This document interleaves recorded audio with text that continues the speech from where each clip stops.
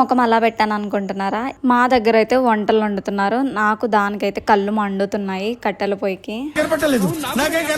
ఇంతకీ ఇంట్రడక్షన్ చెప్పలేదు కదా. Welcome back to my channel. నా పేరు అక్షత. మీరు చూస్తున్న ఛానల్ పేరు జైటాక్. నా ఛానల్లో వ్లాగింగ్ ఒక్కటే కాదు, అండ్ న్యూ ప్లేసెస్ ని ఎక్స్ప్లోర్ చేయడం, అండ్ అలాగే కొత్త విషయాల గురించి మాట్లాడడం, తెలియని విషయాల గురించి స్పెసిఫిక్ గా మాట్లాడడం, ఇలా ఎంతో కంటెంట్ నా ఛానల్లో ఉంటుంది. ఇంకా ఎవరైనా సబ్స్క్రైబ్ చేయని వాళ్ళు ఉంటే సబ్స్క్రైబ్ చేసేయండి, అండ్ ఈ వీడియోని స్కిప్ చేయకుండా లాస్ట్ వరకు అయితే చూసేయండి.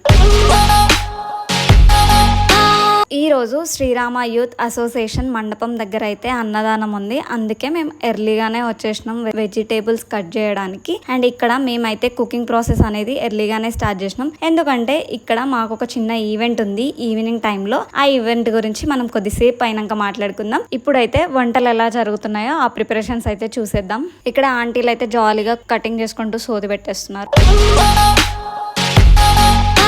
ఇప్పుడు మనం అయితే కుకింగ్ దగ్గరికి వెళ్ళిపోదాం. ఇక్కడ టమాటా పచ్చడి కోసం ఇక్కడ అయితే రెడీ అవుతుంది. అండ్ అలానే ఇక్కడ అన్ని గిన్నెలు తెచ్చేసి పెట్టేసుకున్నారు ముందే. ఇక్కడ సాంబార్ కోసం వెజిటబుల్స్ అన్ని కూడా కుక్ చేయడం జరుగుతుంది. అండ్ అలాగే చూస్తున్నారు కదా, కట్టెల పొయ్యి మీద చేసిన వంట చాలా టేస్టీగా ఉంటుంది కదా. అండ్ అలాగే ఇంతగానం క్వాంటిటీ కుక్ చేయాలంటే కట్టెల పొయ్యి ఈజ్ బెస్ట్ ఆప్షన్ అని చెప్పొచ్చు. అండ్ ఇక్కడ పప్పు కూడా అవుతుంది. ఆ రోజు అయితే వంటలలో వచ్చారు. మేము అన్ని ప్రిపేర్ చేసి పెట్టాము. అండ్ అలాగే వాళ్ళ పని అయితే వాళ్ళు చేసేసినారు. మొత్తం కుకింగ్ అయితే కంప్లీట్ చేసినారు. నేనైతే రెడీ అయి కిందికి వచ్చేసాను. ఈ రోజు యాక్చువల్లీ పూజ మాదే ఉండే వినాయకుడి దగ్గర. మేమైతే పూజ చేసేసి గెస్ట్ కోసం వెయిట్ చేస్తున్నాము. మా శ్రీరామ యూత్ అసోసియేషన్ మండపం దగ్గర అయితే మేము కార్తిక్ గారిని ఇన్వైట్ చేయడం జరిగింది. కార్తిక్ గారు సనాతన ధర్మం గురించి అండ్ మన హిందూ ధర్మం గురించి చాలా వరకు చాలా స్కూల్స్ లో, కాలేజెస్ లో అండ్ అలాగే చాలా చోట్ల తనకి తెలిసిన నాలెడ్జ్ అనేది షేర్ చేస్తూ ఉంటారు.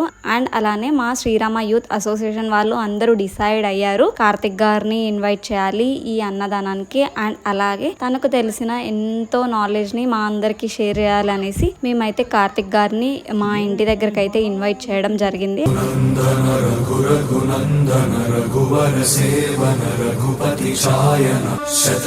కార్తిక్ గారు అయితే వచ్చేసినారు. అండ్ అలానే మేమందరం ఇప్పుడు కార్తిక్ గారు ఏం చెప్తారా అని వెయిట్ చేస్తున్నాం. అండ్ నేను వింటాను, మీరు కూడా శ్రద్ధగా వినండి, స్కిప్ చేయకుండా. ఇప్పుడు మనం ఫస్ట్ ఏ పని అయినా మనం చేస్తాం కదా, ఏ పని చేసినా ఫస్ట్ మనకు ఎవరిని మొక్కుతాం? మనం గట్టిగా ఏ దేవుని మొక్కుతాం? గణేష్ మహారాజుని మొక్కాలి. ఎవరిని మొక్కాలి? సో మీ అందరూ మంచిగా గణేష్ని మొక్కండి. ఒకసారి సరే, వెరీ గుడ్. పిల్లలందరూ మీరు మంచిగా ఉండాలి. పిల్లలతో పాటు మిగతా వాళ్ళందరూ కూడా ఏం చేస్తుంది? పార్వతీదేవి స్నానం చేస్తుంది. ఓకే అమ్మా, యాక్చువల్గా మీ అందరికీ కూడా తెలుసు. మీరు ఏంటంటే ఎప్పుడైనా పసుపు పొట్టిస్తే, సత్యనారాయణ వ్రతం చేస్తే ఏం చేస్తారంటే మంచిగా పసుపు చూసుకుంటారు. మీరు పసుపు ఎందుకు చూసుకుంటారు అంటే సుమంగళి, మంగళం అన్నట్టు చూసుకుంటారు. పార్వతీదేవి సాక్షాత్తు జగన్మాత ఆమె. కాబట్టి ఆమె ఏంటంటే ఎప్పుడు పసుపు చూసుకొని శివుని తోటి ఏకాంతంగా ఉంటది. సో అప్పుడు వీళ్ళందరూ దేవత ఉరికొచ్చేస్తారు. ఉరికొచ్చి మనకు ఏదన్నా కావాలి అంటే శివుని అడిగితే ఫస్ట్ ఆయననే ఇస్తాడు. చాలా దయ శివునికి. 10 రూపాయలు అడిగితే 100 రూపాయలు ఇస్తాడు. ఓకే, శివుడు వస్తాడు. సైడ్ అంటే ఏమంటాడు? నువ్వెవరు అంటాడు. నా ఇంటికి అడిగినవాడు నువ్వెవరు అని చెప్పి శివుడు ఏం చేస్తాడు? తలకాయ వేసేస్తాడు. శివునికి ఆయన కొడుకని తెలియదా? తెలియని ఇంతమంది చేతులు ఆడాలి. తెలియదు అని ఇంతమంది అంటారు. చదువుతారు. Very good. నిజంగానే తెలియదు మీకు, నిజంగా తెలియదు. అంటే ఎందుకు తెలుసా? శివునికి తెలుసు వాళ్ళ కొడుకని. అయినా సాక్షాత్తు పరమాత్మ ఆయన. శివుడు చేతులు లేవు కదా. శివుడు సాక్షాత్తు పరమాత్మ అంటే మొత్తం విశ్వం ఆయననే. ఆయన లేని, ఆయన ఆజ్ఞ లేకుండా చీమ కూడా పుట్టదు. అట్లాంటిది గణపతి పుట్టాడా? పుట్టడు కదా. సో పవర్ఫుల్ కావాలి. పవర్ఫుల్ ఎవరు అంటే సాక్షాత్తు అమ్మవారి పసుపు నుండి, అమ్మవారి శరీరం నుండి పుట్టిన ఎవరు? గణేశుడు. సో చాలా స్ట్రాంగ్ ఉంటుందని చెప్పి కంటెంట్ చేయించి చెప్తారు. మీరు ఉత్తర దిశ సైడ్ పోండి, అక్కడ అమంగళంగా వండుకునే జంతువు అయినా కనిపిస్తే దాని యొక్క తల తీసుకొని రమ్మంటాడు. అమంగళం అంటే ఇంట్లో మనం వండుకుంటాం. అప్పుడప్పుడు మీరు దేవుడికి కాలు చేసి అనుకుంటారు కదా. మీరు తెలియక ఇట్లా వండాలి నమ్మి తీరుతుంది కదా. అట్లా ఏంటంటే ఏనుకుంటారు, ఏమి తలకాయ తీసుకొని చోరు పెడతాడు, గణపతికి పెడతాడు. పెట్టిన తర్వాత అప్పుడు గణేష్ మహారాజ్ ఏం చేస్తాడు? ఆ రాక్షసుని చంపుతాడు. సో అందుకే గణపతికి ఆ రూపం వచ్చింది. మీ క్లాస్ లో, మీ స్కూల్లో దోస్తులు అడిగి, అరే మీ శివునికి తెలియాలా రబై, మీకు వాళ్ళ కొడుకని తెలియదా? అట్లా కొట్టేసి తెలుసు. బట్ ఏంటంటే ఆ రాక్షసుని చంపడం కోసం ఆయన తలకాయ తీసి ఎవరు తలకాయ పెట్టిండు? ఏమో తలకాయ పెట్టిండు. సో ఈ స్టోరీ ఎవరు చెప్పాలి? అందరికీ చెప్పాలి. ఓకేనా? సరే, ఇప్పుడు మనం గణేశం గురించి, రాముని గురించి అందరి గురించి మనం మాట్లాడుకుంటున్నాం. చాలా హనుమంతుడు అంటే మందికి ఇష్టం. బాబా బాబా బాబా బస్ సూపర్ సూపర్. హనుమంతుడు రావాలి ఇప్పుడు నీ దగ్గరికి.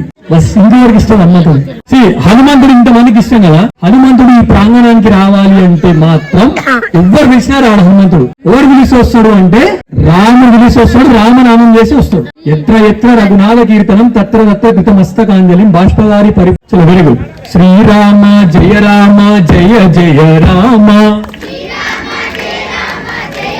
అందరు చెప్పండి కూడా రామం కోసం ఇది సిగ్గుపడాల్సిన అవసరం లేదు.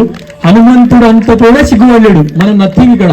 అందరూ చెప్పిన జై శ్రీరామ్ జై శ్రీరామ్. బొట్టు బొట్టు పెట్టుకోవడం కోసం ఒక రీజన్ చెప్తా. మనం బొట్టు పెట్టుకుంటే మన రోడ్డు మీద ఎక్కడైనా పోతుంటే చాలా నెగిటివ్ ఫోర్సెస్ ఉంటాయి. భూతాలు అనుకోవచ్చు, ఏవో ఉంటాయి. మనం బొట్టు పెట్టుకోలేము అనుకో, మనకి ఏదైనా ఒకటి ఆపద వస్తుంది. కాబట్టి ఎప్పుడు కూడా మనం ఏం పెట్టుకోవాలి? బొట్టు పెట్టుకోవాలి కదా. సో మేము అందరం బొట్టు పెట్టుకుంటాము అన్నిటి చేతి పెట్టండి. పక్క పెట్టుకుంటారా? మీరు గణేష్ ముందు ప్రామిస్ చేస్తారు. ఎవరి ముందు ప్రామిస్ చేస్తారు? 100% బొట్టు పెట్టుకోవాల్సిందే మీరు. రైట్. ఇంకోటి మీరు యూత్ పేరు ఏం పేరు వెళ్ళేది? వస్తుంది కదా. అంటే మీరు యూత్ పేరు పలకాలన్నా రామ్ అంటున్నాం. రామ్ అని ఎవరు వస్తారు? హనుమాన్ వస్తాడు. సో వీళ్ళ యూత్ పేరు చూడగానే కూడా నాకు అది నచ్చింది. రెండో యూత్ ఇదంతా మీరు ఎట్లున్నారు అంటే మొత్తము మీరంతా కోతులు. మీరు నిజంగానే కోతులు. మీరు యుద్ధంలో ఉంటున్నాయి కదా కోతులు, కొన్ని లక్షల కోట్ల కోతులు కదా. మీరు కోతులు. వీళ్ళందరూ ఏంటంటే ఒక సుగ్రీవుడు ఉన్నాడు, ఒక జాంబవంతుడు ఉన్నాడు, ఒక హనుమంతుడు ఉన్నాడు, ఒక రాముడు ఉన్నాడు, ఒక లక్ష్మణుడు ఉన్నాడు కదా. సో అక్కడ అమ్మవాళ్ళు కౌశల్య ఉన్నారు, ఇక్కడ కొందరు దశరథ మహారాజులు ఉన్నారు కదా. వీళ్ళందరికీ కూడా ఇంత మంచి ప్రోగ్రామ్ చేస్తున్నారు. ఒక్కటి గుర్తుపెట్టుకోండి భయ్, ఎంత ప్రోగ్రామ్ చేసినా సరే గణేశుడు అనేది ఎంజాయ్ చేసుకునే హబ్బ మాత్రం కాదు. మళ్ళీ ఒకసారి చెప్తున్నా, ఆయన 3 దేవతలకు ముందుగా పూజ చేయాలన్నా సరే గణపతి చేసిన తర్వాతనే చేయాలి. చాలా పవర్ఫుల్ అయినా. హనుమంతుడు తోకతోడు కొడతాడు, తొమ్మంతోడు కొడతాడు. బట్ స్టూడెంట్ అంటే మన దాంట్లో చాలా మంది తెలుసో తెలియకనో స్వామి దగ్గరికి తాగి వస్తున్నారు లేదా. మహాపాపం అని ఎంత అంటే ధర్మ ద్రోహం. అది ఏంటది? మీరు నిమజ్జనం చేసేటప్పుడు కూడా ఎట్లాంటి సినిమా పాటలు కూడా పెట్టకుండా దేవుని పాటలు పెట్టుకుంటా నిదానంగా స్వామిని తీసుకొని భజన లేదంటే దేవుళ్ళ పాటలు పెట్టుకొని పోవాలి. మీరు బాలగంగాధర తిలక్ గారు గణపతిని ఇట్లా బయట ఎందుకు పెట్టాలి అని అంటే, మన హిందువులను ఒకప్పుడు బయటికి రానియకపోతే బ్రిటిష్ వాళ్ళు మన భక్తితో పాటు మన ఐక్యత పెరగాలని చెప్పేసి ఇట్లా గణేశుని యొక్క మండపాలు పెట్టి మనం ఐక్యత చేస్తుండు. మనం ఏం చేస్తున్నాము అంటే ఇక్కడికి వచ్చి డాన్సులు ఆడుతున్నాం, సినిమా పాటలు డాన్సులు ఆడుతున్నాం, టీ-షర్ట్ రోజు తాగుతున్నాం, దుంకుతున్నాం, ఎగురుతున్నాం. దానివల్ల గణేశునికి చాలా బాగా అనిపిస్తుంది. దానికి మొత్తం ప్రపంచంలో మీరు చూసుకుంటే మొత్తం గుగ్గుల్లో కొట్టండి. ఫస్ట్ రిలీజన్ ఏంది అని అంటే సనాతన ధర్మం. ఎంతో మంది ధర్మం కోసము ప్రాణత్యాగం చేసుకొని చనిపోయారు ఈ ధర్మాన్ని నిలబెడదామని చెప్పి. బాలగంగాధర్ తిలక్, సమర్థ రామదాసు, ఛత్రపతి శివాజీ తెలుసా మీ అందరికీ కూడా? ఛత్రపతి శివాజీ యొక్క గురువు సమర్థ రామదాసు పెళ్లి చేసుకుందామని పోతాడు.